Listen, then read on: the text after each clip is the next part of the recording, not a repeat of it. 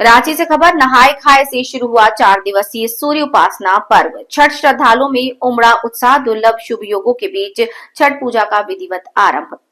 पूरे राज्य में श्रद्धा और भक्ति का माहौल। महिलाएं सुबह पवित्र नदी, तालाब और जलाशयों में स्नान कर शुद्ध आहार ग्रहण कर व्रत की शुरुआत करेंगी। ये पर्व सूर्य देव और छठी मैया को समर्पित है और परिवार की सुख समृद्धि और संतान की दीर्घायु की कामना के लिए मनाया जाता है। सूर्य उपासना के महापर्व छठ को लेकर सिमडेगा जिले में भक्ति और उत्साह का वातावरण बना है। जिला प्रशासन की ओर से पूरा प्रयास किया जा रहा है कि श्रद्धालुओं को सभी जरूरी सुविधाएं मिले।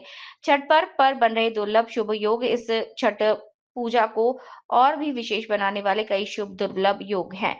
25 अक्टूबर को शोभन योग है, जो कि सुबह 5:55 से 26 अक्टूबर सुबह 6:46 तक रहेगा। 26 अक्टूबर को स्वास्थ्य सिद्धि योग सुबह 10:46 से 27 अक्टूबर सुबह 6:30 तक रहेगा। 27 अक्टूबर सुकर्मा योग सुबह 7:27 से 28 अक्टूबर सुबह 7:51 तक रहेगा। 27 अक्टूबर रवि योग रात 10:46 से रहेगा। 28 अक्टूबर धृति योग सुबह 7:51 बजे से। इस योग में पूजा करने से व्रत का फल बढ़ जाता है और उपासना का विशेष महत्व है। छठ पूजा के 4 पवित्र चरण 25 अक्टूबर, 26 अक्टूबर, 25 को नहाय खाए, 26 को खरना, 27 को संध्या अर्घ और 28 को उषा अर्घ है और इसके बाद अर्घ देकर समापन। राज्य भर में तैयारियां जोरों पर चल रही हैं। प्रशासन ने सुरक्षा, स्वच्छता और यातायात की विशेष व्यवस्था की है। हालांकि श्रद्धालुओं को किसी भी प्रकार की बाधा ना हो, ये सारी तैयारी इसी वजह से है। छठ पर्व न केवल आस्था का प्रतीक है, बल्कि शुद्धता, अनुशासन और प्रकृति के प्रति सम्मान का भी संदेश देता है। आज पूरे झारखंड में भक्ति की अविरल धारा बह रही है और हर ओर छठी मैया के जयकारे गूंज रहे हैं। Manjay Kumar, street head, Jharkhand.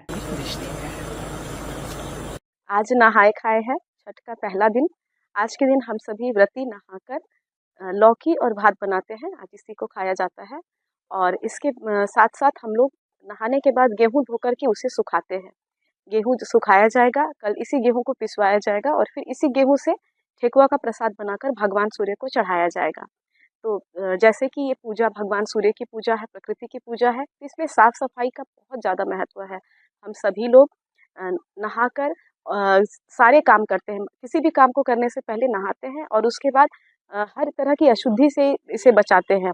जैसे अभी हम लोग गेहूँ सुखा रहे हैं तो हम लोग पूरे समय यहाँ पर गेहूँ के आसपास ही रहेंगे, जिससे कि किसी भी तरह का कोई गंदगी इसमें ना आए, कोई चिड़िया, कौवा, कोई तरह का पक्षी यहाँ पर ना आए, इसे जूठा ना करे। तो इन सारी बातों का छठ में बहुत ध्यान रखा जाता है।